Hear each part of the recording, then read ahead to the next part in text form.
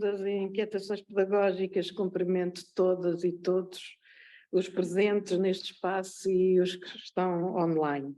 Muito obrigada por estarem connosco. É um prazer estarmos aqui hoje nesta belíssima sala e encontrarmos em carne e osso os que estamos aqui, mas também a importância de poder chegar mais longe, uma vantagem. Hoje vamos tentar iniciar um novo ciclo em que tentaremos conciliar a nossa participação online com a presencial. E eu vou fazer aqui uma pequena pausa para perguntar se está a correr bem. Vão ter que responder pelo chat, não é? Pronto. Portanto, eu pedia às pessoas que estão online. Estão a ouvir bem? Ainda bem. Obrigada pela colaboração. No início deste novo ciclo, permitam-me que relembre algumas das nossas inquietações dos últimos tempos. Por exemplo, a falta de professores, o desencanto, o cansaço, as desigualdades, o insucesso escolar em todo o sistema de ensino, e práticas que ainda são muito assentes no apoio que os alunos possam beneficiar em casa ou na escola paralela, nas explicações. São preocupações que nós temos, que já temos vindo a trabalhar, quer em tertúlias online, quer no Jornal de Letras, e são temas também que nós temos em carteira e que vamos trabalhar nos próximos tempos. E eu lançava aqui uma questão, mas nós temos orientações legislativas, orientações que apontam para um sistema mais equitativo. Eu acabei de dizer que tem havido evolução, mas como explicar que ainda haja tanto caminho para fazer? Como explicar? E há aqui uma questão que nos preocupa, que é o desfazamento entre as orientações legislativas, entre as mudanças que se propõem e, de facto, as práticas. E uma grande questão que nós temos trabalhado designadamente no último Jornal de Letras, que é como aproximar as práticas das mudanças propostas, das orientações. E dou aqui alguns exemplos de mudanças que temos acompanhado e que nos preocupa ver que não são assim tão seguidas, já para não falar da lei de bases, que ainda tem muito para cumprir, mas referia, por exemplo, o perfil do aluno à saída da escolaridade obrigatória, conhecido pelo PASEL, uma orientação muito aberta ao futuro, e que, se nós virmos o que se passa, há um grande desconhecimento ao nível das escolas, ao nível dos professores, ao nível dos alunos, da sociedade em geral. Depois, uma outra, digamos, uma outra orientação legislativa muito importante, que é a escola inclusiva, que é fundamental. Posso continuar? Sim. Portanto, mas não se trata de dizer aos professores o que têm que fazer. O que acontece é que o ofício de professor tem mudado muito e, portanto, os professores, grande parte, não é? Não vou dizer que são todos, mas a maioria dos professores sabem muito bem o que têm que fazer, simplesmente o ofício deles mudou e, digamos que agora pede-se aos professores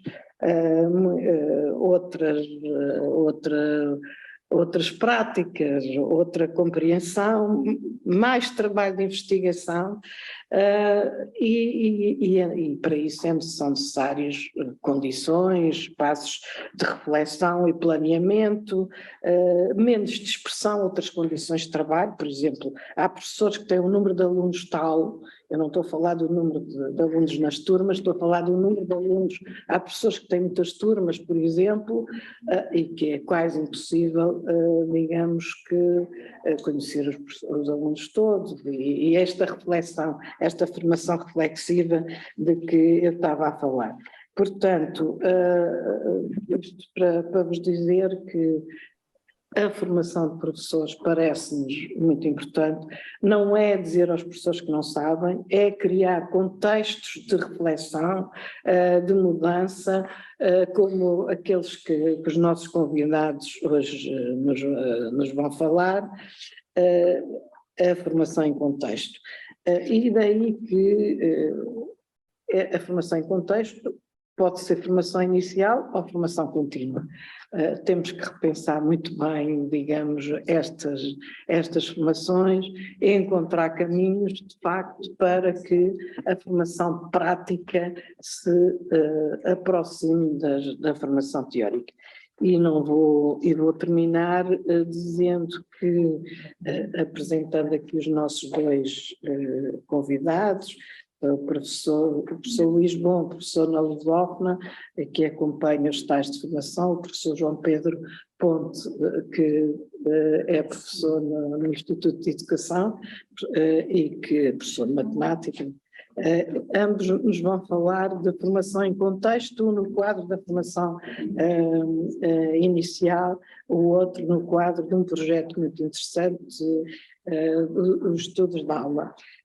Eu vou pedir também ao professor João Pedro que reflita um bocadinho connosco sobre esta questão da formação, já em que medida, a formação em geral, um pouco, em que medida é que a formação pode ser de facto um instrumento para a concretização das reformas e das inovações, e depois passarei ao professor Luís Bom. Muito bem, boa tarde, muito obrigado, todo o gosto em estar com este grupo, que às vezes acompanho online, nunca tinha estado presencialmente, e para mim é muito interessante esta oportunidade de poder refletir sobre a formação de professores. Falarei sobretudo da formação contínua, evidentemente também a formação inicial é de grande importância, e então atualmente com as questões que se colocam na falta de professores. Mas aceitando aqui o desafio da professora Anita Betancourt, algumas ideias sobre a formação contínua que nós temos tido. Nós temos tido em Portugal, desde há bastantes anos, uma dinâmica que eu diria em ondas, que vão surgindo ondas de agora é preciso fazer formação nisto, trabalha-se nisso durante algum tempo, agora é preciso fazer formação naquilo, e vão vindo ondas que, um bocadinho como as ondas do mar, vão e a gente, passado uns anos, fica um bocado a pensar o que é que ficou da onda A, da onda B, da onda C. Eu acho que estas ondas têm tido algum impacto no discurso, nomeadamente no discurso dos professores nas escolas. Palavras como diversidade, diferenciação pedagógica, educação inclusiva, trabalho de projeto, mais recentemente competências digitais, avaliação formativa, estas coisas entraram razoavelmente no discurso. A minha sensação é que entraram muito pouco nas práticas reais de ensino e aprendizagem nas escolas. E nós temos um sistema interessante, que é conduzido por uma entidade com aquela sigla estranha, Conselho Científico-Pedagógico da Formação Contínua, criou um sistema que eu acho que é importante e tinha ideias iniciais diferenciar diversos formatos de formação, etc., entre os quais muito valorizado, que é a oficina de formação, que supostamente terá uma forte ligação entre teoria e prática, mas que eu acho que este sistema, muitas das suas intenções iniciais acabaram por não ter uma concretização muito feliz, e mesmo as oficinas de formação que eu tenho acompanhado parece-me que estão muito aquém daquilo que nós poderíamos esperar deste objetivo de facto de efetivo impacto na prática letiva e transformação das práticas. Portanto, isto, enfim, numa pincelada geral, significa que eu penso que o nosso sistema de formação contínua tem tido um impacto muito reduzido na prática letiva. E o que é que nos falta? De facto, repensar a questão da articulação de teoria e prática, conseguir criar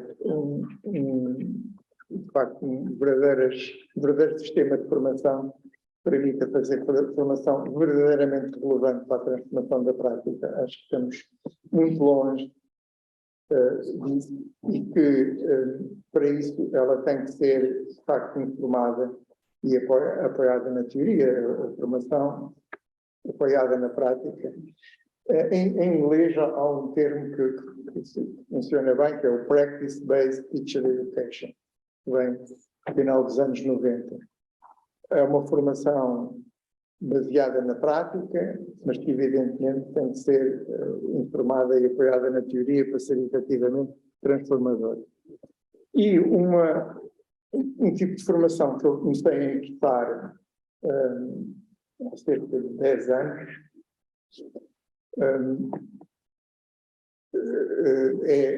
isto que eu vou falar do estudo de aula.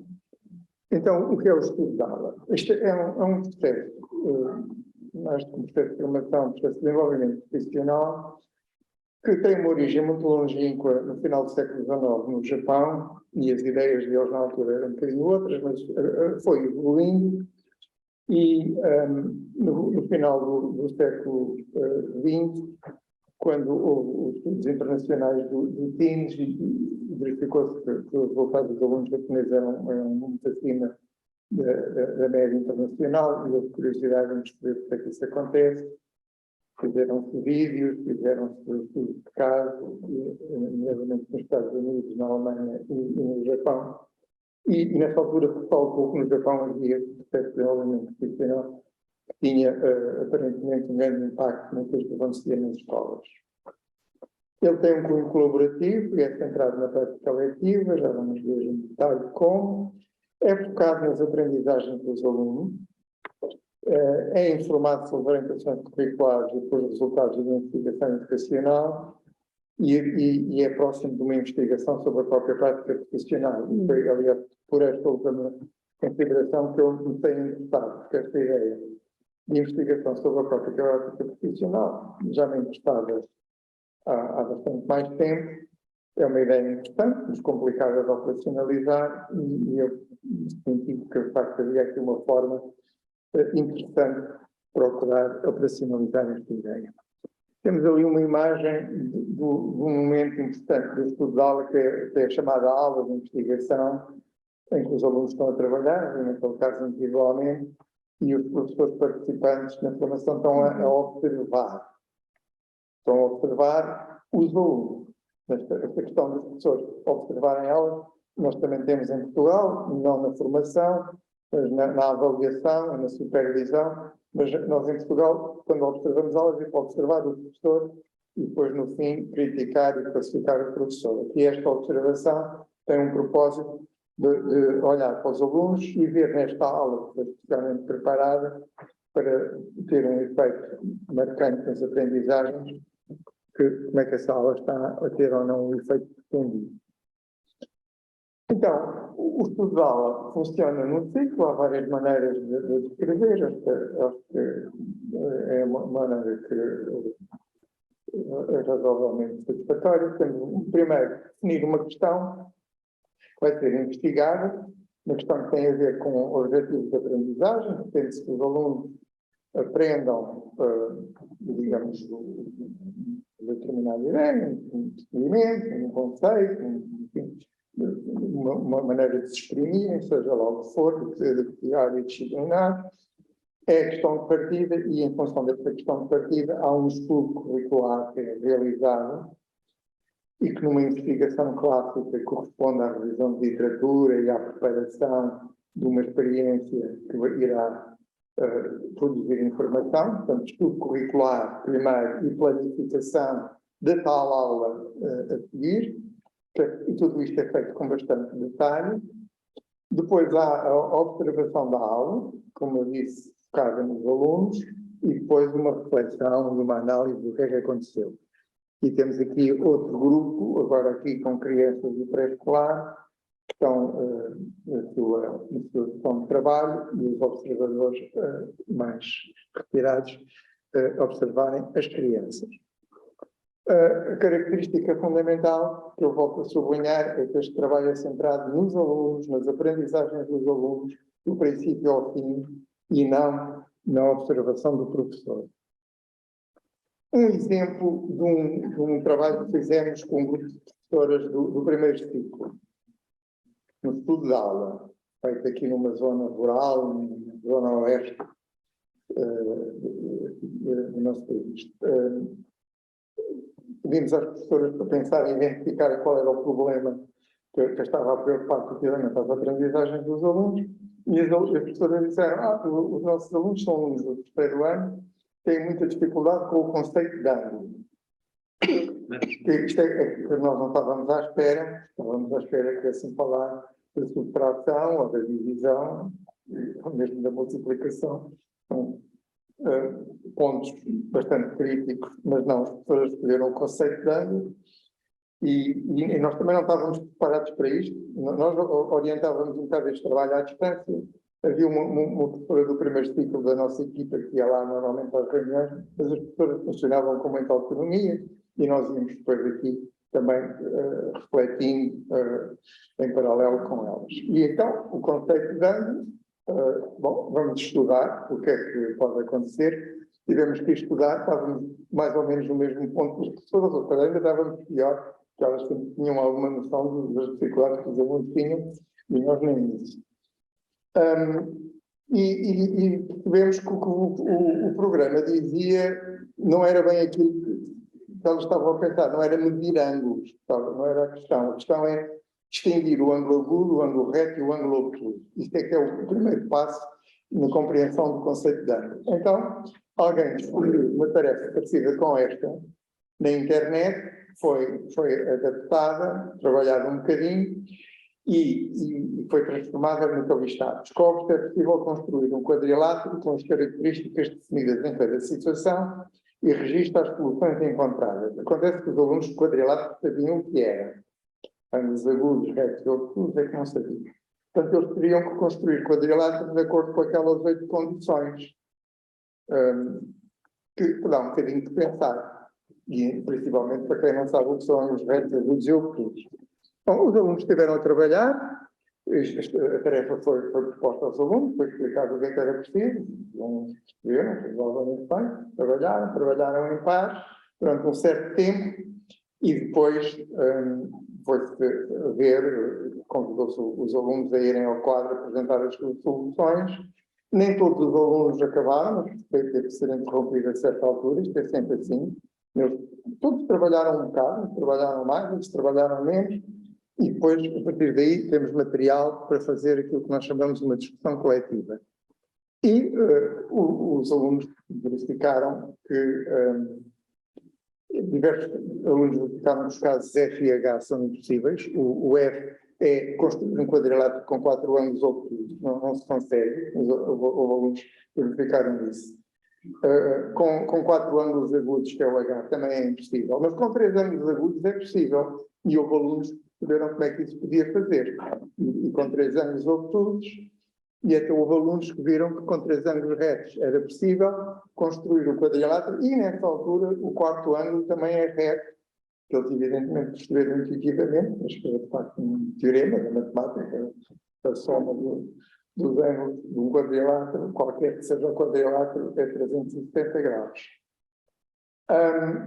Analisaram-se as dificuldades dos alunos, como é próprio de uma aula desta natureza, claro que foram maiores em algumas das condições, mas o que era o grande objetivo da aula era que os alunos compreendessem a diferença entre agudo, reto e obtuso, e isso ficou plenamente conseguido para todos os alunos. Isto é aquilo que nós chamamos de uma lógica de trabalho exploratório, em que a aula decorre não de uma explicação que o professor faz, mas de uma tarefa que o professor propõe e sobre a qual os alunos trabalham. Chamamos a isto a aula exploratória. Portanto, propõe-se a tarefa, os alunos trabalham, um bom formato é aos pares, mas pode ser em grupo, pode ser individualmente, conforme as circunstâncias aconselharem, vão usar os seus conhecimentos prévios, evidentemente, e o professor vai acompanhando o trabalho do grupo, e se for preciso, ajudando os grupos a avançar desejavelmente sem resolver o problema com os alunos, não tem interesse nenhum. Portanto, depois os alunos têm a oportunidade de apresentar as suas resoluções, verificar as respostas, e isto é um exemplo de uma aula que, de facto, funcionou bem e funcionou bem a toda a parte da preparação. Reparem que eu aqui estou a introduzir uma coisa que é a orientação curricular. A orientação curricular para a matemática da abordagem exploratória. Eu imagino que há uma abordagem parecida com esta para todas as áreas disciplinares, com outros nomes, mas o estudo da aula, para ser transformador, tem que ter uma abordagem curricular transformadora na qual ele se apoia, porque senão vai-se andar a preparar aulas de acordo com o status quo e não avançamos, não saímos do sítio onde estamos. E, portanto, nós na matemática trabalhamos com estas duas dimensões, o processo formativo e a orientação curricular. Um outro exemplo de como é que agora se faz este tipo de preparação, este é trazido do trabalho com um grupo de professoras do segundo ciclo, em que tinha definido que seria trabalhar com meninos do quinto ano sobre questões relacionadas com números racionais. Números racionais são aqueles que são habitualmente representados por frações, mas também podem ser representados por outras formas. Ali está uma tira de papel, e aquela tira de papel que ali está representada é 3/4 da tira de papel. Não é a tira inteira, é 3/4. E pede-se para representar 1/2, 2/3, 4/3 e 3/2 dessa tira. Foi isto que nós propusemos às professoras. Isto é algum grande rebuliço, porque não é isto que os professores costumam fazer. Apresentam a tira e pedem 1/2, 2/3, 3/4. Aqui não é apresentada a tira, é apresentados 3/4 da tira, que é uma situação completamente diferente do habitual. Isto obrigou até as professoras a pensar um bocadinho como é que se fazia, mas pronto, rapidamente lá chegaram. O que é preciso fazer? Primeiro é preciso acrescentar o 1/4 que falta, ou seja, aquilo que se chama reconstruir a unidade. Não é dada a unidade, precisamos da unidade, depois a partir da unidade é fácil obter 1/2, 2/3. Já não é tão fácil obter os 4/3, mas também se chega lá, e os 3/2 são frações impróprias. E pronto. E nós estávamos na fase de preparação do estudo da aula, que diziam, isto é muito difícil. E nós perguntámos, não querem experimentar na vossa turma? Pode ser que alguns alunos consigam fazer. Não conseguem. Mas vejam lá, isto também não é uma coisa muito dramática, vocês podem experimentar. Bom, elas lá se encheram de coragem, experimentaram e, claro, alguns alunos conseguiram fazer. E, portanto, aqui aparece uma ideia que é uma ideia que nós valorizamos muito, que é isto, o que é que os alunos são capazes de fazer. E, de facto, no discurso dos professores, daquilo que está sempre a vir ao de cima é as dificuldades que os alunos, o não ser capaz, não conseguem, é difícil.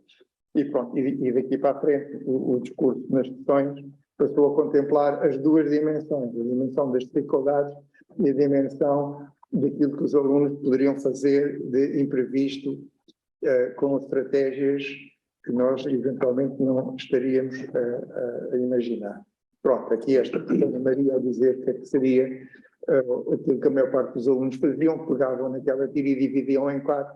Não é isso que era preciso fazer para obter a unidade. Para obter a unidade, seria preciso dividir em 3 para perceber o que é 1/4.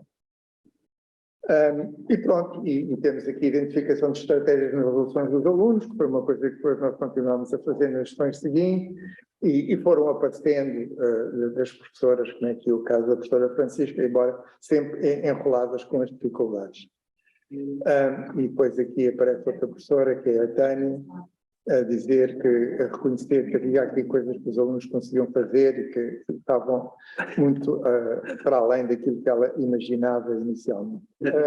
Só aqui mais uma ideia, que é, eu falei daquela aula, os alunos trabalharem na tarefa, o que põe a tarefa, os alunos trabalham na tarefa, apesar de discussão coletiva. E exatamente esta questão da discussão coletiva é um momento de trabalho particularmente desafiante para o professor e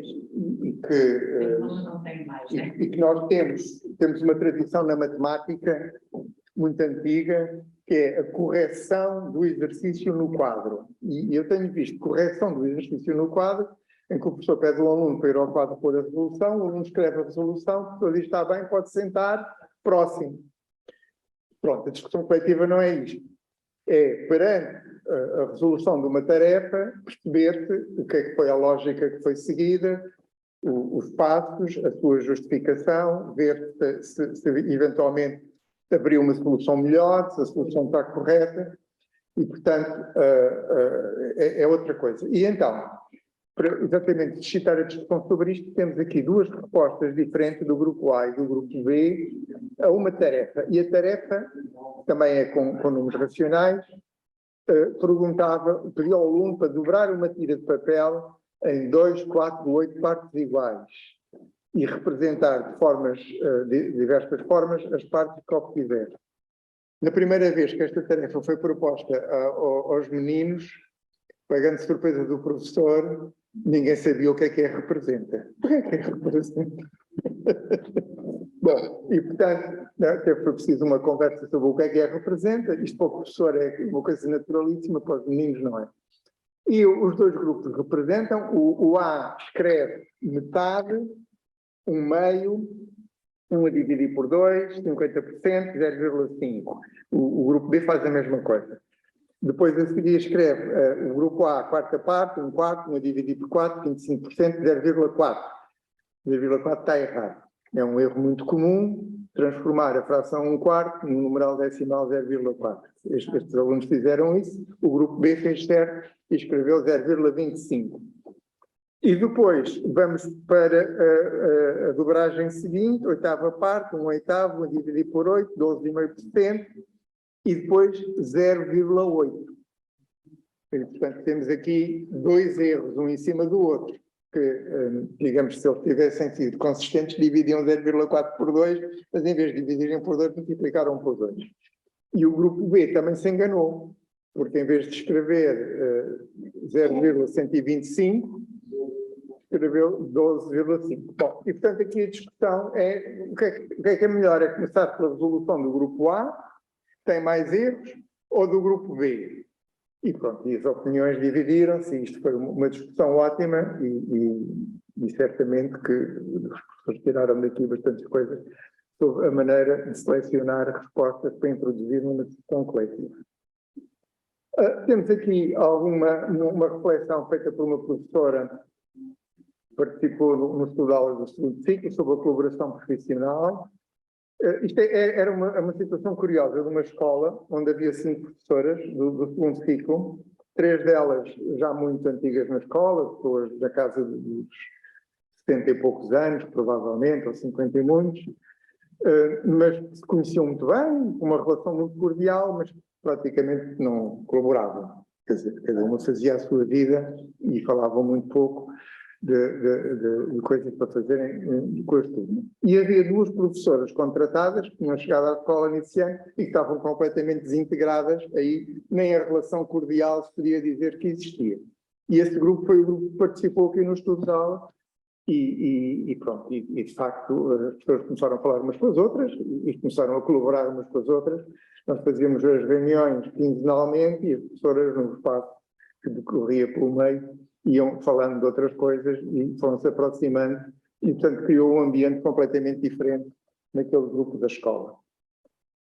E, portanto, um bocadinho para resumir ideias, temos aqui o processo formativo do estudo de aula, que, por um lado, tem esta questão do conhecimento didático que está envolvido. Uma das coisas que os professores perguntam e ficam muito confusos quando nós apresentamos isto é: ok, nós vamos estar aqui uma formação inteira, tipicamente são 10 sessões ou 8 sessões, à volta de um tema, de um tópico, de uma aula. Isso é uma perda de tempo. Nós, na formação, temos que cobrir uma data de tópicos, temos imensas coisas que temos que pensar. E de facto, o que está aqui não é realmente um processo que permita cobrir vários tópicos do programa, mas sim um tópico com todos os aspectos da didática que estão envolvidos e que são relevantes para o ensino daquele tópico e de outros tópicos. Portanto, a inserção do tópico no currículo, as orientações curriculares, capacidade de competência de desenvolver nos alunos, conhecimentos prévios da maneira como eles podem ser mobilizados, o diagnóstico das dificuldades dos alunos, que é uma coisa que nós costumamos fazer para haver uma melhor noção de onde é que os alunos estão, as estratégias que eles podem usar, as ações do professor durante a aula, questões sobre a avaliação das aprendizagens. E isto, tal como eu sugeri no princípio, aproxima-se de uma investigação sobre a prática. Há uma coisa, digamos, pode-se dizer que isto é um formato específico de investigação-ação, tem muito a ver com investigação-ação, mas eu prefiro chamar investigação sobre a prática e, do meu ponto de vista, tem aqui uma coisa que a diferencia da maior parte da investigação-ação. A investigação-ação é muito interessante, mas vai sempre crescendo, a tendência é ir crescendo em bola de neve e ir complicando cada vez mais e tornando mais complexa. Aqui há um princípio, um meio e um fim.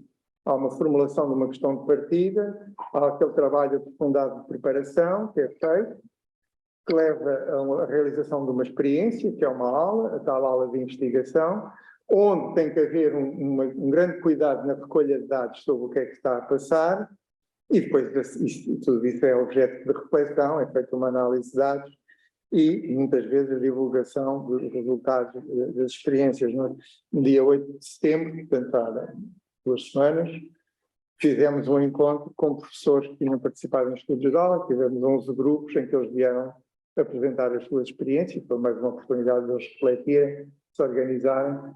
Foi um dia de trabalho bastante interessante que nós tivemos no Instituto de Educação. E, portanto, há aqui várias aprendizagens profissionais que os professores fazem neste tipo de trabalho, sobre o papel das tarefas no ensino-aprendizagem, sobre, aqui falei sobretudo do conceito de ângulo numeracional, não ter falado de outro assunto qualquer do currículo, capacidades transversais, aspectos ligados com aspectos pedagógicos gerais, que são desenvolvidos também em algumas experiências que se fazem em diversos países, como a questão de conseguir uma aula numa lógica inclusiva, por exemplo. Os professores desenvolvem a capacidade de analisar efetivamente os alunos nas suas dificuldades e nas suas estratégias, e no caso da matemática, com uma atenção especial ao raciocínio, às representações, e como eu disse, é este momento das discussões coletivas, que é um momento de trabalho particularmente importante na aula, para fazer um aprofundamento do que foi feito na resolução das tarefas. E, portanto, isto é realizado em contexto colaborativo, combina os momentos de trabalho estruturado com trabalho exploratório dos próprios professores, ou seja, há muitas...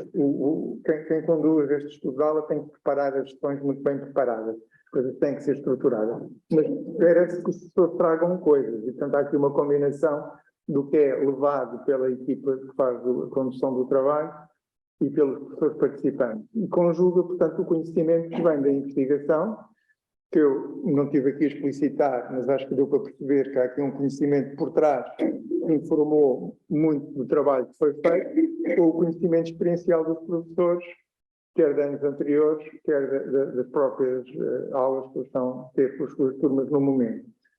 E, portanto, isso favorece o desenvolvimento do conhecimento do professor, capacidade dele aprender a partir da prática e, portanto, este processo penso que também tem potencialidades para promover o desenvolvimento profissional dos professores e uma cultura profissional que valoriza a colaboração, a reflexão e a investigação sobre a prática e o desenvolvimento de uma prática profissional efetivamente promotora do sucesso dos alunos. E vocês perguntam, mas isto pode conseguir com um estudo de aula? Os professores que participam ficam super professores? Não. Isto só dá resultado com muita continuação, é o que eles andam a fazer no Japão desde os primórdios lá do século XIX, e, portanto, nós queremos que um tipo de formação com um forte enraizamento na prática dê resultados, não é fazer uma formaçãozinha e pronto, e daqui a 5 anos voltem cá outra vez e certamente podemos continuar. Não, não pode ser, tem que ser com uma coisa de facto continuada, sistemática. Isto no Japão de facto é feito de forma sistemática, eles dizem, todas as escolas, nomeadamente o primeiro ciclo e o segundo ciclo, todos os anos têm estudos de aula a funcionar. E, portanto, evidentemente, com essas condições consegue-se ver resultados. Muito bem, é isto que eu tenho a apresentar. Muito obrigada.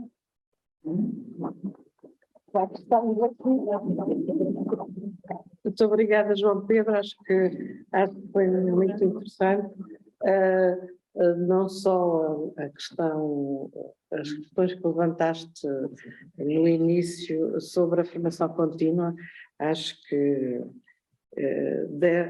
temos aqui pano para mangas para refletir sobre a formação contínua, mas também sobre esta interessante experiência que a mim me faz pensar que se a escola não for um contexto de formação, a formação tem pouco impacto, não é?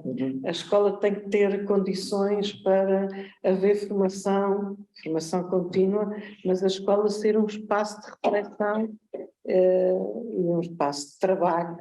E é muito interessante esta ideia que é muito, muito transformadora da observação dos alunos e não dos professores, porque nós estamos muito habituados a ver muitos contextos de observação dos professores, vocês aqui fazem a observação dos alunos. Eu gostaria depois, mas acho que vou passar ao professor Luís Bom, mas gostaria de saber um pouco mais sobre como é que isto chega à escola, que escolas são estas, que depois se calhar, mas agora vamos passar aqui ao professor Luís Bom e depois vamos se calhar abrir e ver que questões é que nos chegam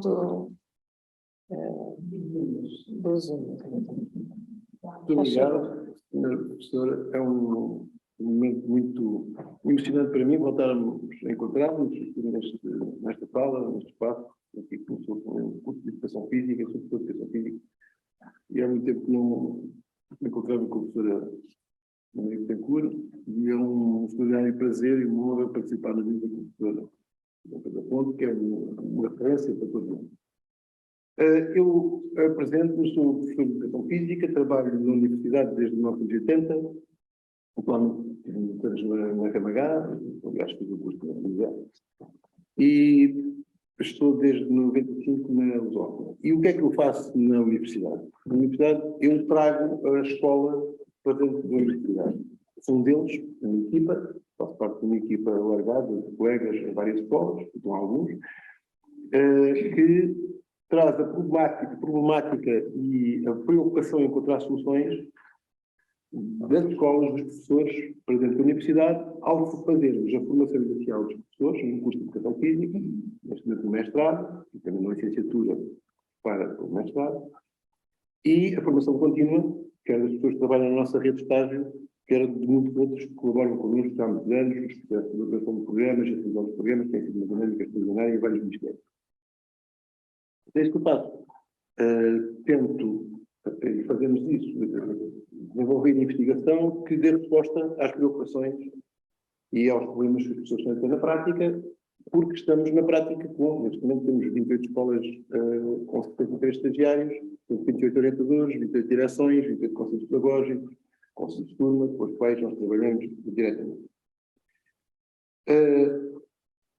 Há um aspecto aqui muito importante que nós atendemos aos nossos alunos e estudantes do curso, quando chegam.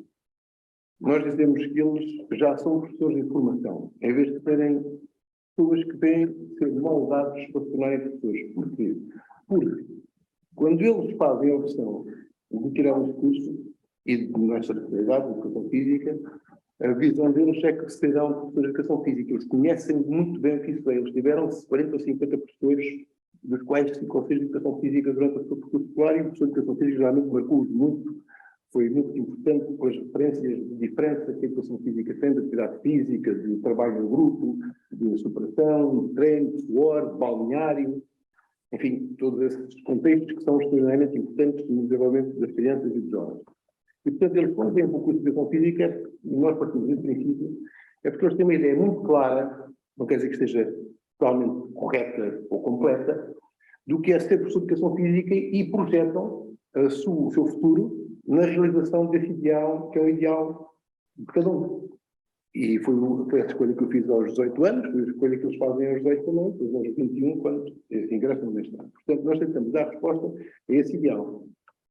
Mas temos a noção de que a universidade não é um ensino inclusivo. Nós temos padrões de exigência e de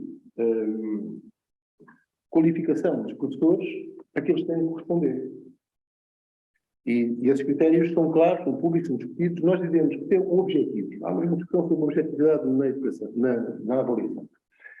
Nós não vemos a avaliação nem como classificar pessoas, nem como fazer métricas para fazer caracterizações e marcar estereótipos para as pessoas. Nós vemos a avaliação pedagógica não como a folha de informação para tomar decisões, qualquer avaliação, tudo ela é assim, as minhas fazem a avaliação assim, as avaliações externas são assim, mas a mim parece-me uma questão pessoal que nos discursos e nas discussões que nós temos sobre a avaliação pedagógica há muita tendência de partir e voltar e voltar ao sítio da definição de avaliação como recolha e qualificação, de tratamento de informação para tomar decisões. Preciso saber qual informação e quais decisões. E em pedagogia, esse é o princípio que nós partimos, esse conceito que nós partimos, a avaliação que é central na nossa formação, que são temas que dizem que valoriza a avaliação, é de que a avaliação pedagógica é o conhecimento e a valorização das qualidades da pessoa, num domínio de conhecimento ou de atividade, no nosso caso, são as atividades físicas executivas, ou matemática, ou as ciências. E, portanto, trata-se de não pretender, aqui isto depende diferente. Nós não pretendemos ir recolher informação sobre algo que nos passa. Aquilo que nós avaliamos são os exercícios que nós nos fazem para aprender. Nós não somos elementos estranhos, nós professores que vamos tentar captar do aluno, tirar do aluno informações ocultas sobre as características da sua personalidade, e estou dizendo isto e nos nossos programas de educação física existem objetivos e avaliações das capacidades motoras, da força, da flexibilidade, da resistência, da coordenação, da velocidade, enfim. E isso não quer dizer que nós classifiquemos os alunos por isso. Isso é para nós percebermos o que é que eles necessitam de melhorar para que venham cumprir os critérios que são definidos nos próprios programas sobre a avaliação. E este princípio, acreditamos, uma questão, portanto, mais filosófica e ideológica relativamente à formação, se nós dependemos disso por a formação pedagógica, também é isso que nós fazemos para os nossos estudantes do curso, que estão a formar-se como professores.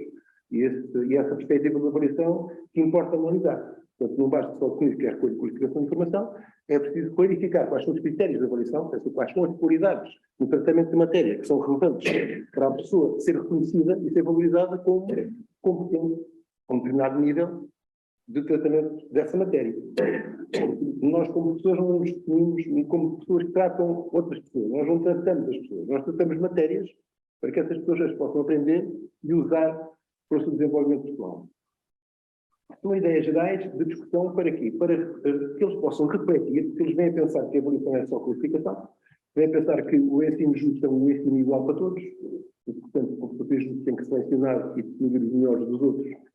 E não é isso, uma escola inclusiva não será mais isso no ensino superior, em que, para chegar a ser professor de educação física, é preciso demonstrar que consegue aprender aquilo que é necessário para realizar, na sua prática, na sua atuação, as qualidades que nós combinamos e acordamos e refletimos que são fundamentais para qualquer pessoa de educação física dentro do seu estilo pessoal, dentro do seu cunho pessoal. Portanto, para nós, a objetividade não é uma objetividade na avaliação, não é uma norma ou um juízo tão rigoroso e definitivo que não possa suscitar discussão. Para nós, a objetividade é a aplicação de critérios explícitos, claros, aplicáveis, que possam suscitar a discussão e a concordância entre as pessoas que estão a avaliar e mesmo as pessoas que vão ser avaliadas. Nós vamos dispor, digamos, este exemplo sobre esta metáfora do desporto para os nossos jovens professores. Dizemos assim, vieram todos os esportes, ginástica, atletismo, basquetebol, futebol. Vejam bem, não são só os árbitros que devem dominar as regras e os critérios de qualidade do jogo. São os outros esportistas todos, são os atletas, principalmente. Os atletas, ou os alunos, ou os formandos, não dominarem os critérios de avaliação, os valores e as referências de qualidade daquilo que estão a aprender. Quer dizer, não vão ser, digamos, inoculados ou moldados, como se fossem barro, logo as pessoas não são barro, podem ter vezes assim, mas no contexto, não são barro para moldar. Eles têm que fazer os seus modelos, não são moldes, porque as pessoas não são moldáveis, nem são redutíveis a moldes. Dito isto, então, o que é que nós fazemos relativamente a estes princípios? Temos que organizar durante o curso, a observação participante e nas escolas, de estágio e noutras, em que há observação e análise e discussão com os professores, uma abordagem de investigação coletiva e participante, em que os nossos estudantes acompanhados observam, analisam, discutem com os professores o que é que eles fazem para resolver os problemas comuns e porquê.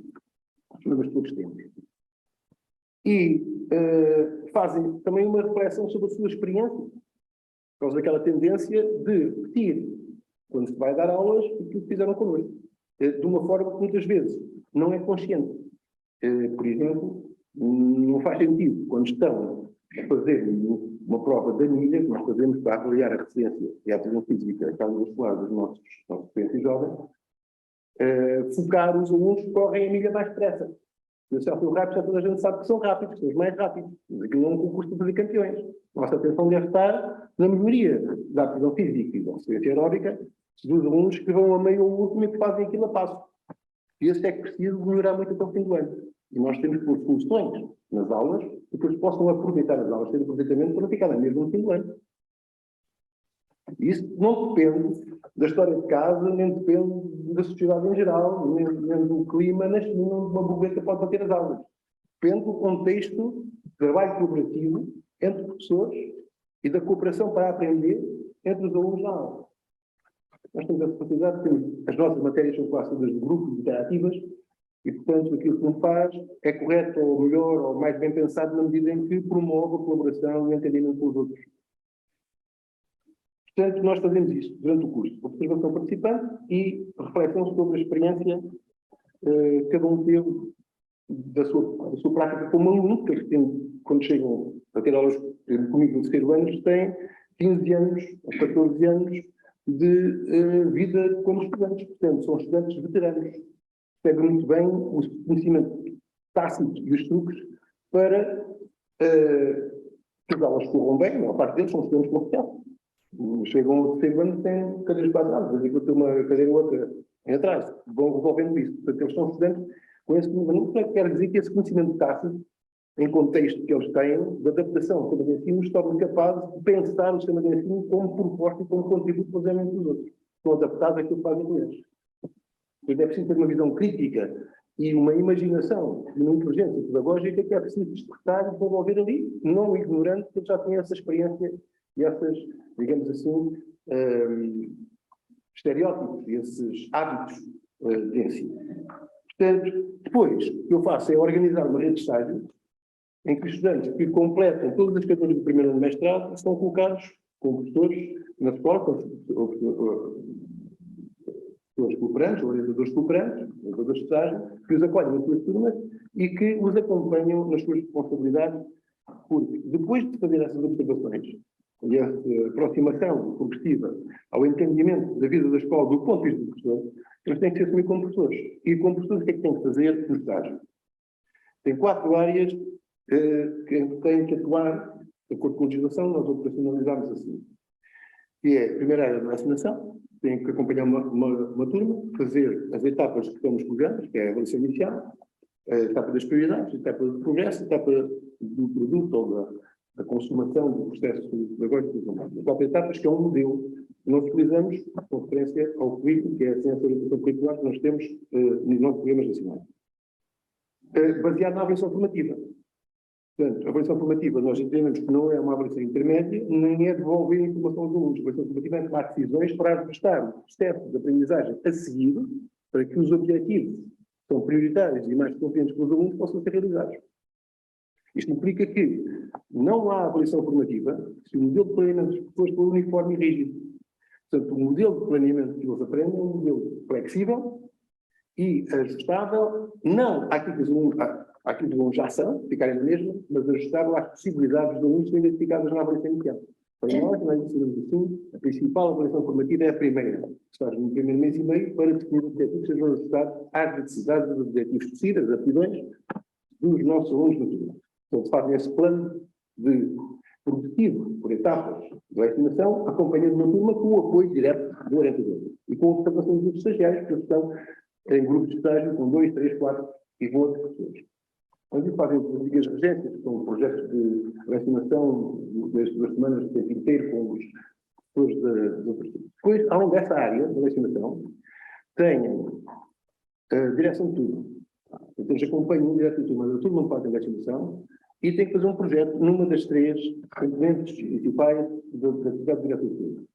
Que é acompanhamento da relação com os pais, o acompanhamento dos alunos e das problemáticas específicas dos alunos em concreto da turma e a coordenação pedagógica, participando nas reuniões de avaliação e colaborando, quando possível, em projetos interdisciplinares. Se não os houver, eles propõem um projeto interdisciplinar.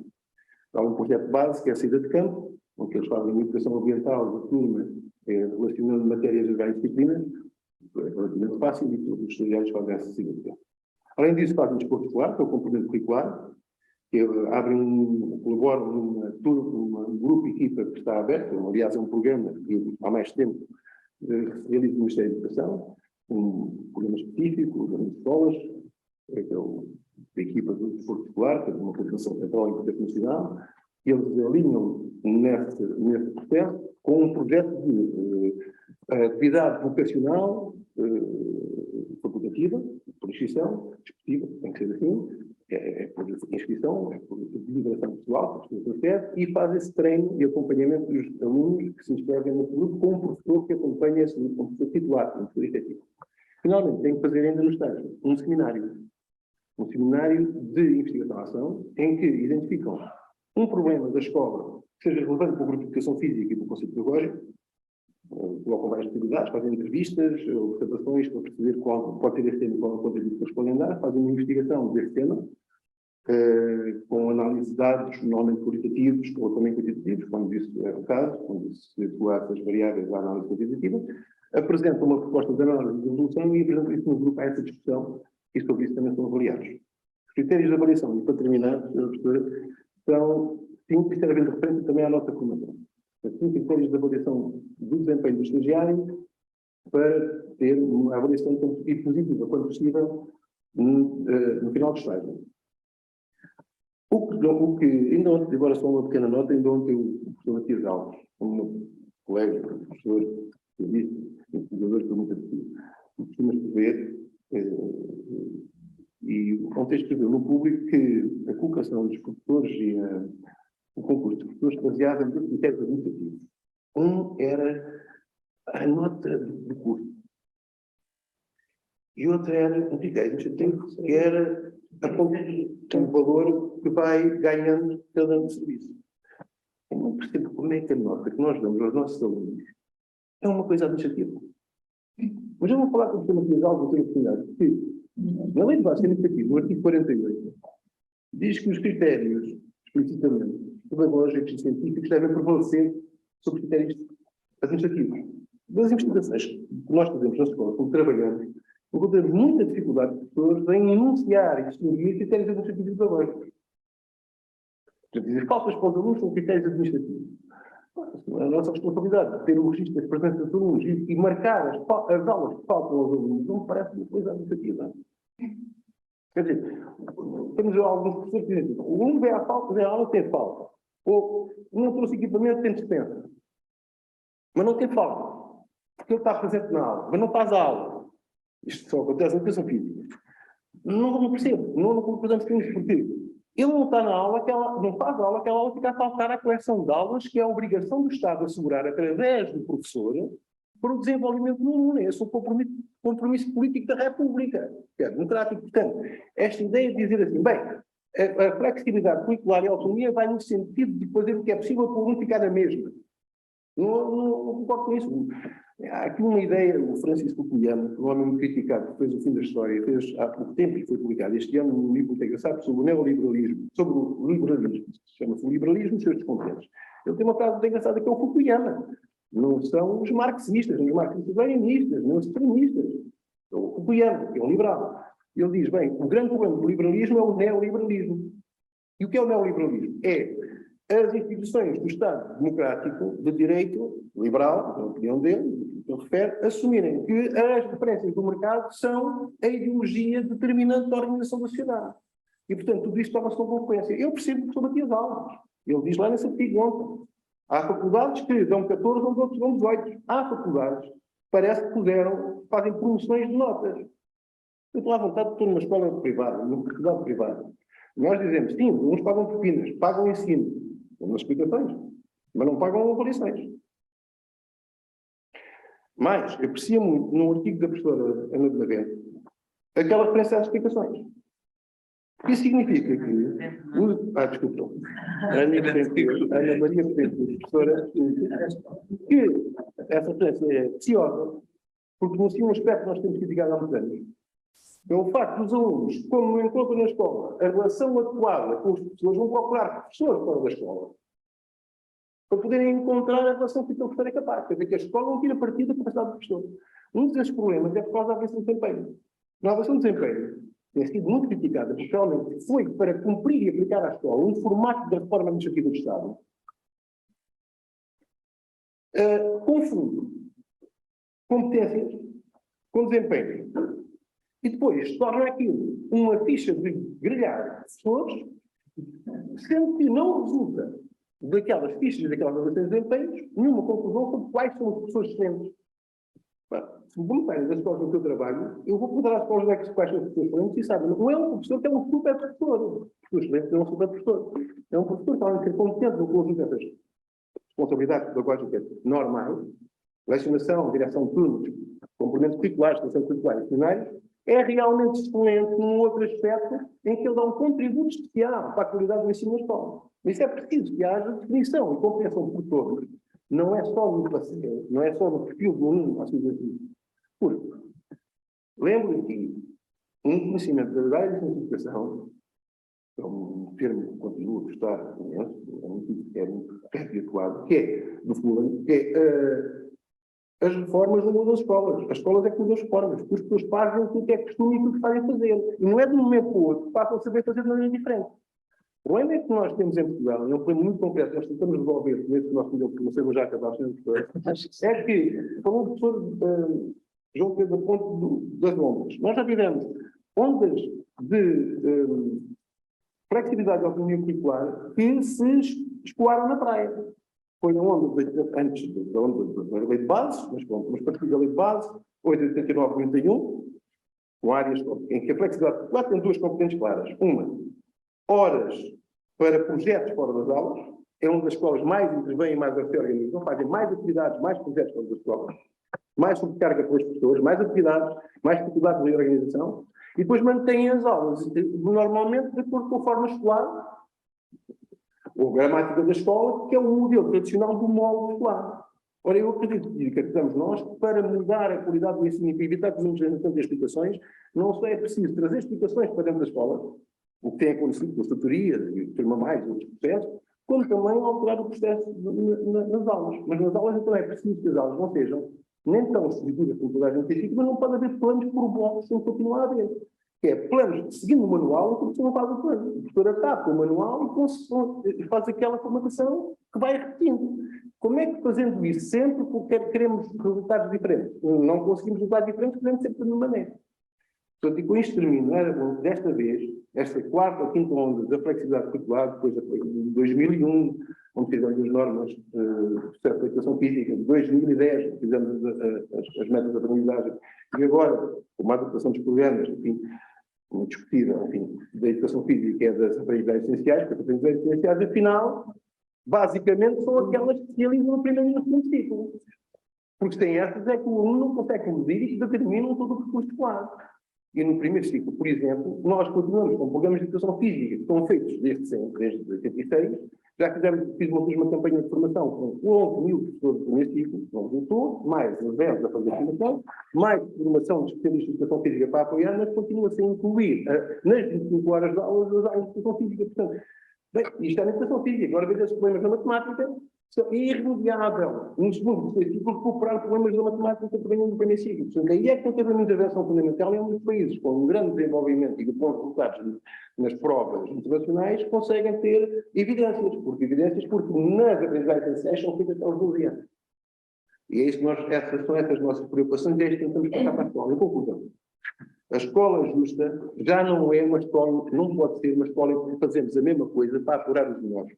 Tem que ser uma escola em que fazemos um ensino adequado ao desenvolvimento dos alunos para apurar o que há de melhor em cada aluno. Muito obrigada. Muito obrigada, José. Muito obrigada aos dois. Eu ia passar agora e ia perguntar se aqui ou através do chat se há questões aí. Chato, não. Não é chat, como é que se chama? É o bate-papo, sim. Não temos aí questões, reações? Por enquanto. Então, e aqui? Temos aqui questões? Eu já há bocado tinha perguntado aqui ao João Pedro, ao professor João Pedro, como é que este projeto chega às escolas, como é que ele se insere? Nós temos, até agora, envolvemos 20 e tal professores a realizar este tipo de trabalho. Os professores, não é fácil propor isso. Os professores estranham muito. Há aqui uma grande estranheza que me parece que é natural, porque trata-se de um processo formativo muito diferente daquilo que as pessoas estão habituadas. Portanto, as pessoas estão habituadas a processos formativos em que há um formador, reúne-se o grupo todo, o formador é simpático, faz uma conversa simpática, está um bom ambiente, depois há alguma coisa para fazer, etc. E, enfim, não é assim uma coisa muito estimulante. E as pessoas rapidamente percebem que aqui com isto vai-se ter que trabalhar. Já há uma experiência importante do ano passado, duas professoras, logo no primeiro dia, quando a formadora, que era uma nossa aluna do doutoramento, explicou o que é que ia fazer, elas disseram, vamos embora, isto vai ser muito trabalho. Bom, mas ficaram, mas pronto, mudaram de ideia e tal, deixaram-se ficaram, vieram à ação seguinte e depois no fim foram das mais ativas e das que mais gostaram. Mas no princípio, de facto, a primeira reação foi essa.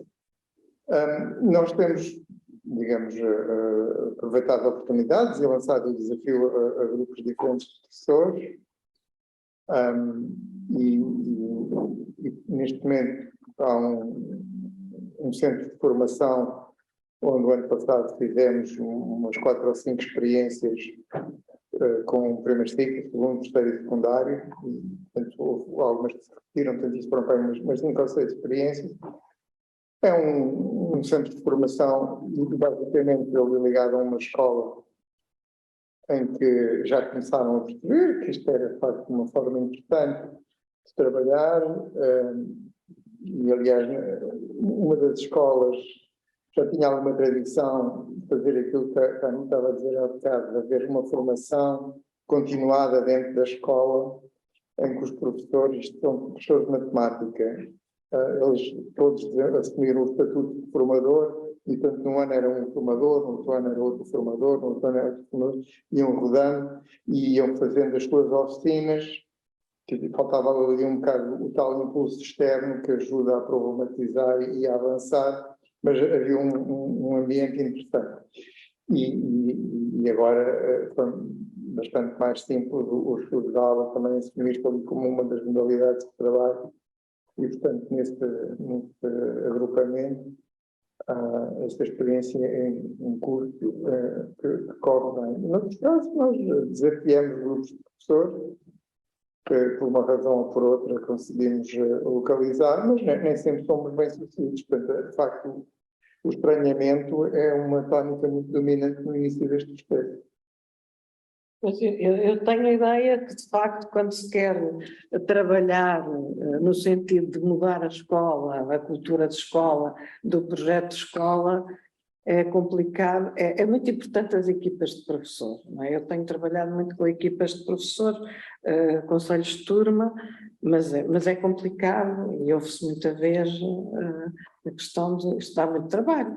No fundo, o que o professor há bocado dizia é que além deste trabalho, depois ainda há o outro que sabe integrar mal as coisas, não é? Quando há projetos, como falava aí, dos projetos transdisciplinares, que são muito importantes, que não se percebe como é que não há mais escola fora da escola, não há mais projetos transdisciplinares, não há mais projetos quando a gente vê que os alunos, os jovens estão todos com vontade de intervir, de trabalhar para o desenvolvimento sustentável, e as escolas ainda muito rígidas. Eu lembro-me de uma aluna aqui neste lugar onde eu estou, há uns anos, não foi há muitos, estavam a fazer um trabalho, eram estes grupos de alunos da sexta-feira e que andam a intervir, e de eu perguntar então, vocês fazem isto? Ela sabia imenso sobre desenvolvimento sustentável, então fazem isto tudo e na escola os professores têm que dar o programa. Isto era uma aluna crescida, já do secundário, lembras-te tudo. E de facto isto é dramático. Como é que não há mais trabalho deste? Como é que que as escolas não têm mais cultura de formação?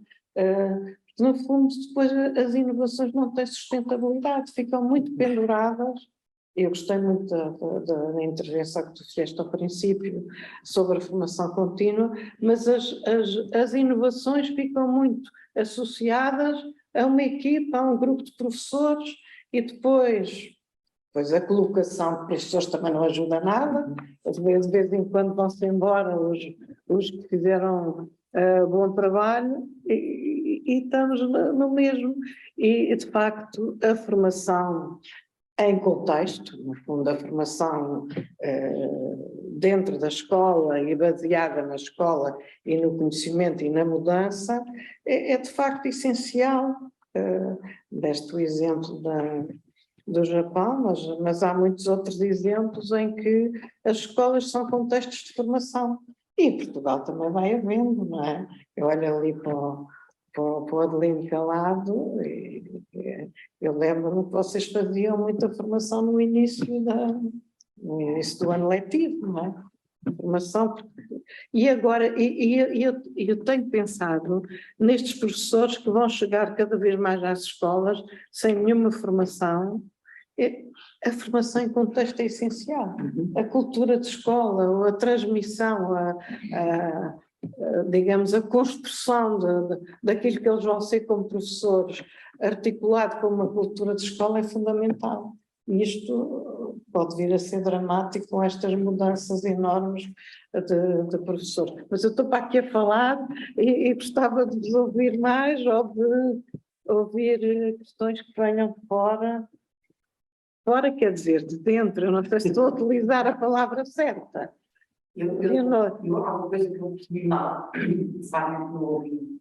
Portanto, estes estudos de aula no Japão só se usam para a matemática? Não. São para todas as áreas. Usam-se em todas as disciplinas. E funcionam como, não dentro de nenhuma disciplina, mas funcionam como uma formação em que estes problemas emergem em várias turmas, ou identificados por professores, seja o que for, e decidem trabalhar determinados aspectos. Cada escola tem o seu plano de trabalho, que abrange todas as áreas disciplinares.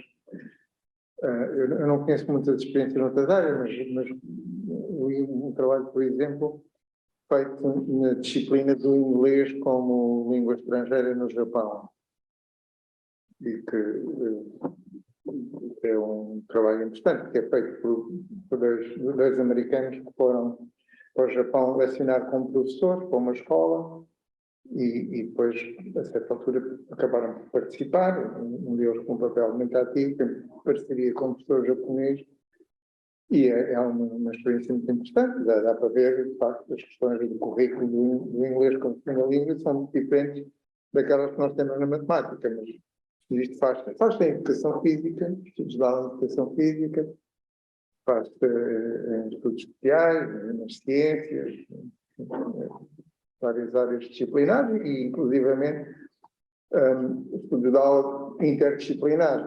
Que, digamos, eu aqui pus muito o foco na aula de investigação, mas pode-se variar um bocadinho e, em vez de ser uma aula, ser um conjunto de 2 ou 3 aulas.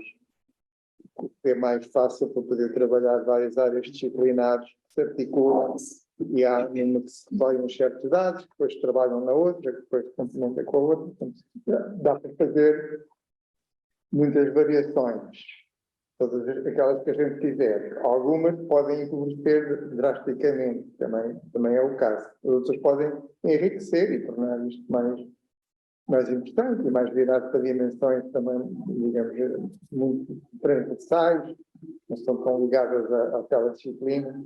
Dá para fazer muita coisa. A observação dos alunos em determinados, se for no aspecto multidisciplinar, interdisciplinar, favorece com certeza a identificação da maneira como as crianças trabalham. Portanto, essa questão da observação do aluno é que é crucial. É muito importante. Porque se eu tiver que vai mentalmente depois partidas, ou se tiverem matemática, ou se tiverem na língua, também se vê com certeza estrangeira, ou da língua materna, e de facto tem observadores, para tornar as dificuldades, digamos. Exatamente, essa é uma ideia central, recolher dados, portanto, observar as crianças e recolher dados, o que é que de facto as crianças disseram, o que é que fizeram, claro, tem referência àquilo que foi previsto, portanto, o plano de aula, o papel importante da orientação, da observação, mas depois destas observações é que é o que é discutido. Claro que há sempre a questão, então, mas o professor não se vê o que o professor faz? Claro que se vê, mas quer dizer, não é o foco da discussão. E o que o professor faz foi muito planeado pelo grupo, e, portanto, não é o professor que está em causa, mas é o planeamento da aula que eventualmente tem que ser questionado, muitas vezes né? Quando penso uma aula com um dado objetivo, com alguma ambição, não sei que as coisas correm bem. Portanto, tem que se aperfeiçoar. E uma coisa que nós fazemos aqui com frequência é a aula, é feita uma aula, é discutida, e depois há outro professor que vai pegar na aula já aperfeiçoada e adaptada aos seus alunos e volta a fazer, e um terceiro que também volta a fazer. Os japoneses não gostam disso, às vezes então, as pessoas não fazem, mas nós fazemos, porque também não estamos aqui, digamos, numa lógica para fazer exatamente à japonesa. Quer dizer, nós achamos que isto é uma ideia interessante e vamos aproveitar desta ideia o melhor que fomos capazes, adaptando aquilo que nos parece que pode funcionar melhor. Tem que ser feito. João Pedro, vocês já fizeram também estudos, agora para responder à Leonor, também nas ciências cá. Pois, isso eu da altura que não tinha percebido, ou não ouvi bem o início. Sim, na física, na biologia, sim. Muito bem. Mais alguma? Eu gostava de... Margarida. Eu acho isso interessantíssimo, e ainda por cima, como é numa área que eu gosto, gostei imenso de ouvir e acho interessante. Mas tem sempre um problema, por aquilo que estavam, é um estudo, estão todos a fazer o mesmo ao mesmo tempo e estão a ser observados. E se a pessoa não trabalhar assim, e eu pergunto, e também não poderá haver estudo do que se passa numa sala de aula, não poderá haver estudo do que se passa na escola, ou mesmo uma quase metodologia. Percebes onde eu quero chegar? Porque para a matemática eu não tenho dúvida, ou para as ciências, ou para as disciplinas é enriquecedor até dizer chega, mas falta-me aqui depois outro estudo, outro posicionamento dos alunos, não sei se me conseguiste exprimir. Margarida, desculpa interromper, dá uma mãozinha de uma pessoa que quer falar, mas não pode falar. Deixa-te pôr em uma nota.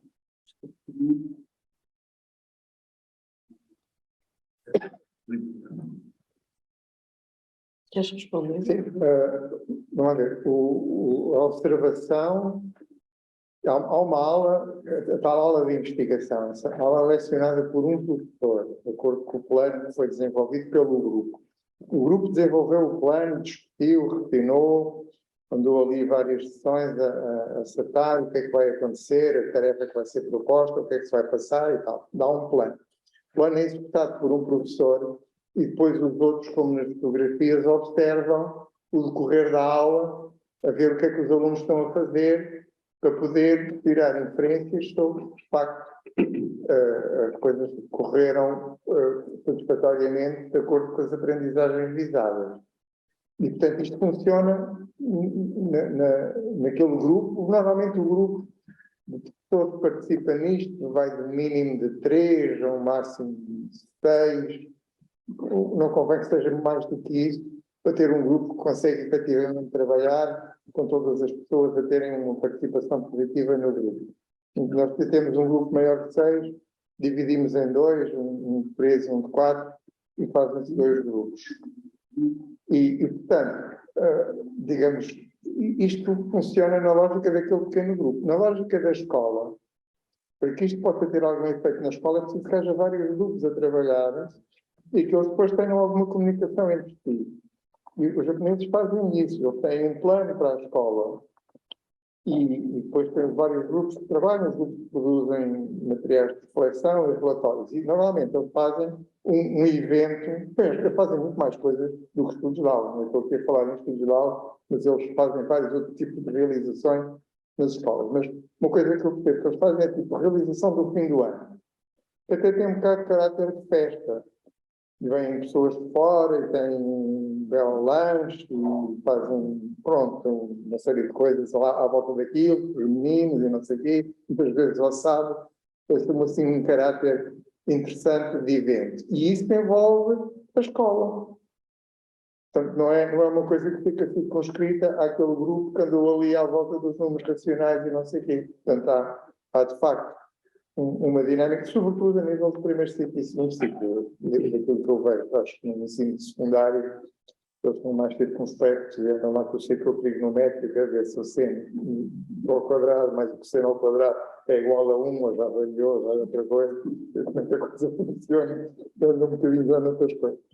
Mas no primeiro e segundo ciclo, percebe-se, é onde isto tem grande expressão. Muito bem. As observações ficaram aqui dois ou três tópicos. Não, deixa-me só dizer, eu só estava aqui a esclarecer, não. Faz favor, desculpe. Estou bem interdisciplinaridade. Nós, nos nossos projetos com as escolas de estágio e com os estagiários, com as pessoas que colaboram, temos vários projetos de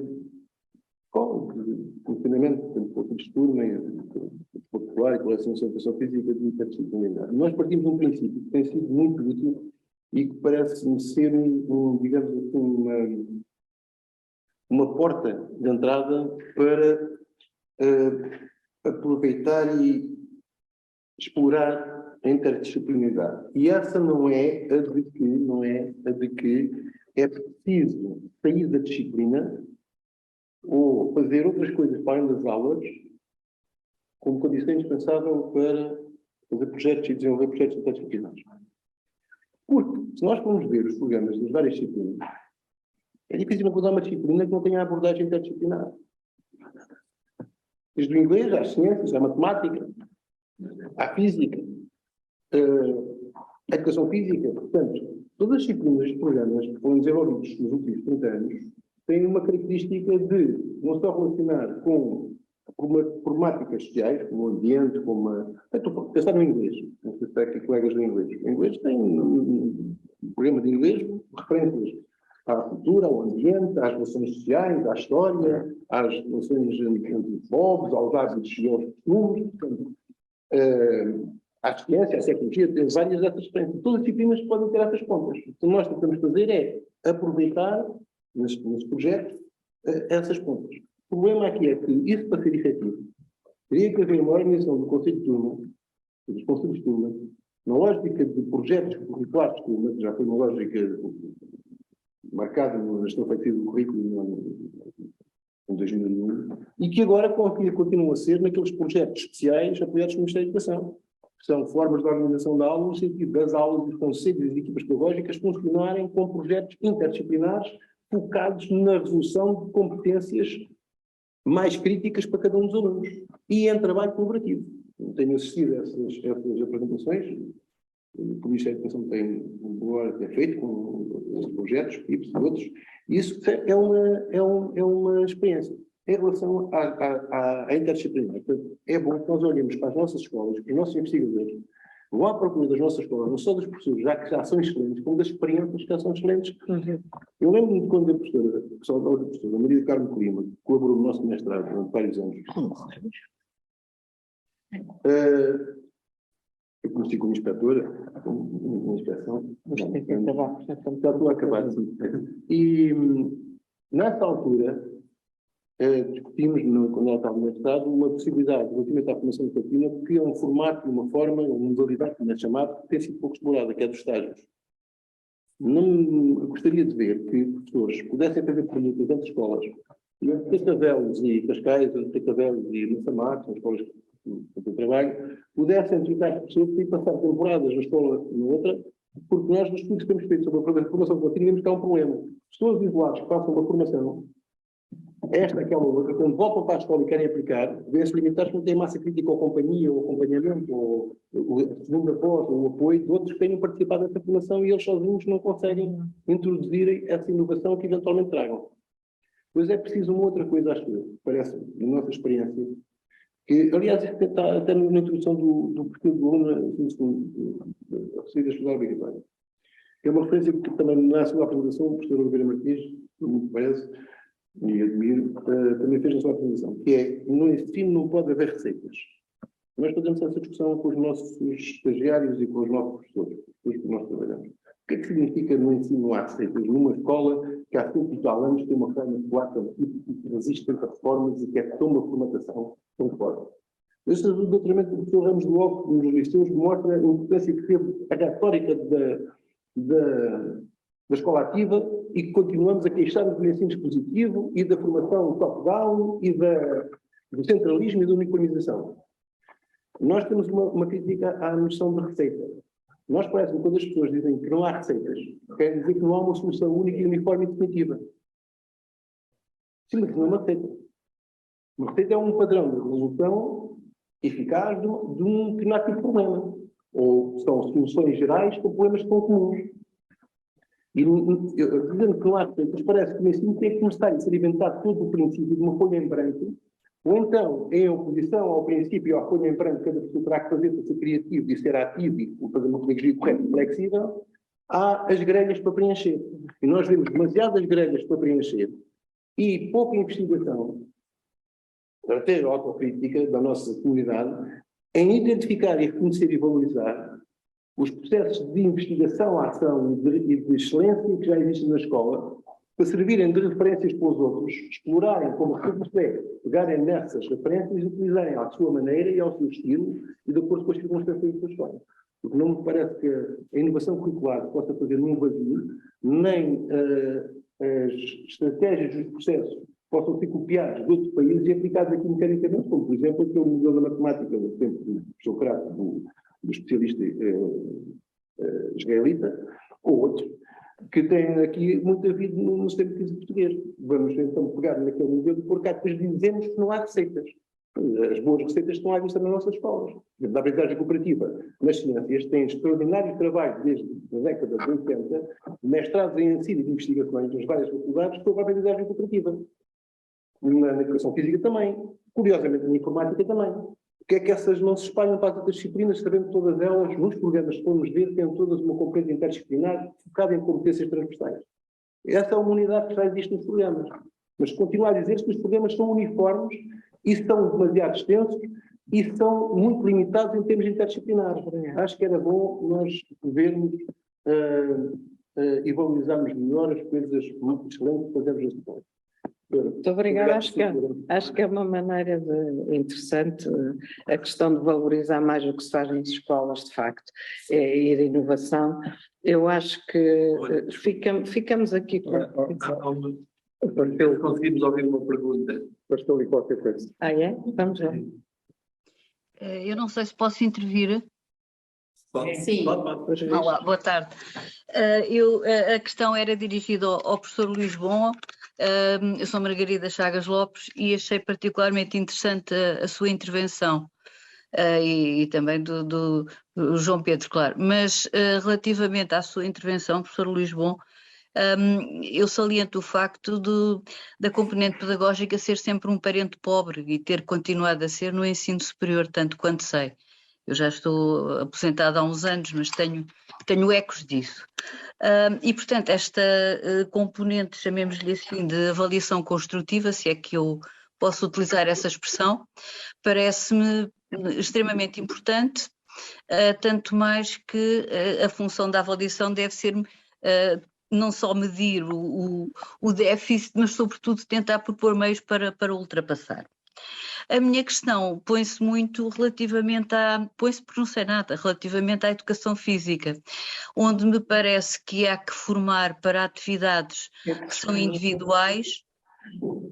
Atividades? Eu posso continuar, atividades que são individuais e ao mesmo tempo também atividades e desportos de grupo, se é que se pode chamar assim, não sei se a designação ainda é correta. E a minha pergunta é, como é que é possível, com esta diversidade, homogeneizar os critérios de avaliação e formar para essa homogeneização? Pronto, certamente a resposta será cumprida, de qualquer maneira é uma dúvida que eu tenho e queria mais uma vez felicitá-lo porque tudo o que for a desenvolver a componente pedagógica no ensino superior, mais uma vez, nos outros parece-me que já é mais falar, mas no ensino superior acho que é sempre bem-vinda. E muito obrigada, acho que a sessão foi muito interessante.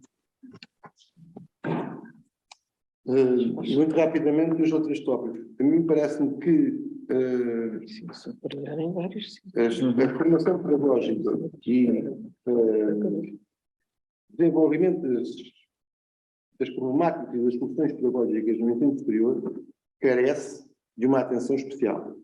Nós temos muitas pessoas a dar aulas no ensino superior que, sendo professores, se especializam na investigação e não tanto nas formas e processos de promover as aprendizagens dos seus alunos.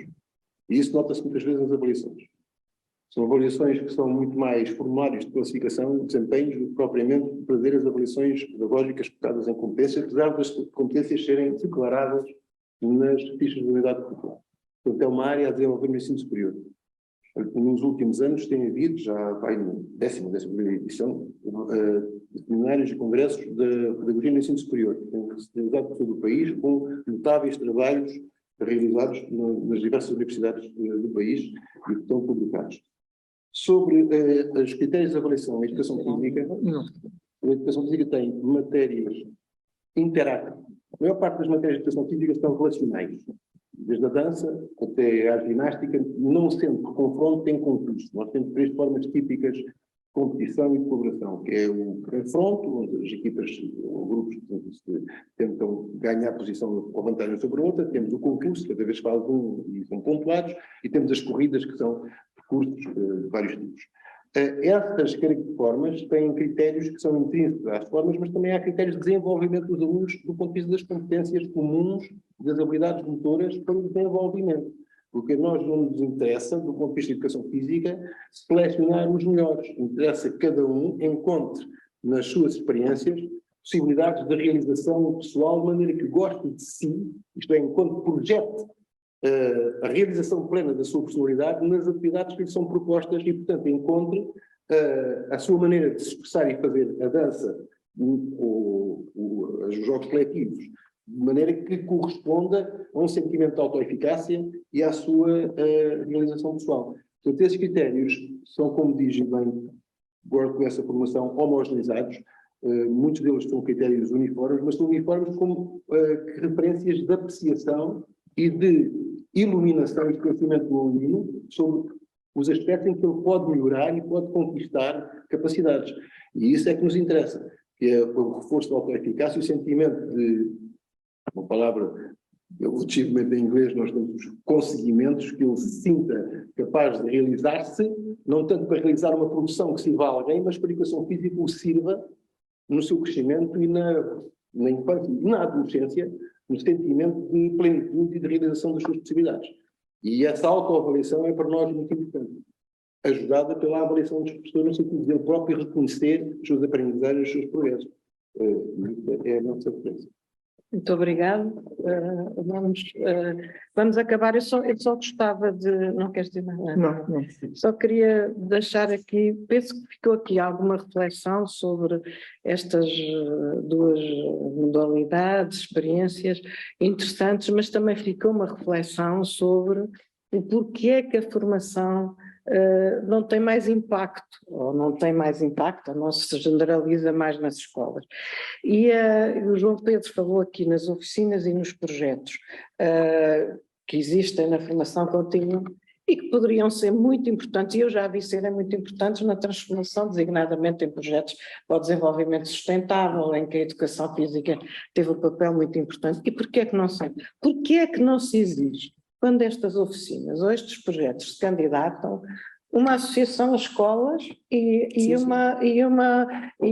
uma análise do impacto que elas têm nas práticas? Isto faz-se nos projetos europeus, porque é que aqui não se faz mais isto? Porque podem ter muita importância e articular com grupos de reflexão, com formações no início da escola sobre os projetos de escola, é muito importante que os projetos de escola, a valorização das experiências que aqui falou e das inovações e o centrar estes projetos sobre a aprendizagem dos alunos, como o João Pedro aqui tão bem nos deu o exemplo. Eu vou acabar com uma frase que ouvi a alunos, nós trabalhamos assim nos Açores, com um projeto de escola, com um projeto curricular de turma, digamos, o centrado nas dificuldades dos alunos e num plano para cada um, e os alunos, no fim, mais 80% chegou ao 9º ano de escolaridade, conseguiu acabar. Isto foi em Ponta Garça, em São Miguel, e no fim os alunos acabaram dizendo: os professores agora gostam de nós. Eu acho que os professores gostavam deles, mas agora eles viam que os professores gostavam deles e estavam interessados com eles. Acho que há aqui uma reflexão importante. Eu, por acaso, nunca tinha pensado, ultimamente não tenho pensado nesta acreditação da formação contínua, nestes projetos, mas valia a pena discutir isto e, de facto, tentar que estes projetos sejam mais ligados à mudança na escola, porque, afinal de contas, eu acabo como comecei, se há várias linhas de inovação, se as práticas não têm dificuldade em corresponder, então temos que encontrar estratégias. E, afinal, se há financiamentos para a formação, porque é que não encontramos estratégias mais eficazes de aproximar as práticas dos projetos, e a formação contínua é, sem dúvida, talvez o melhor caminho para lá chegar. Muito obrigada a todos, muito obrigada aos que estão online e que resistiram até esta hora, e acho que foi bom voltar aqui. Obrigada.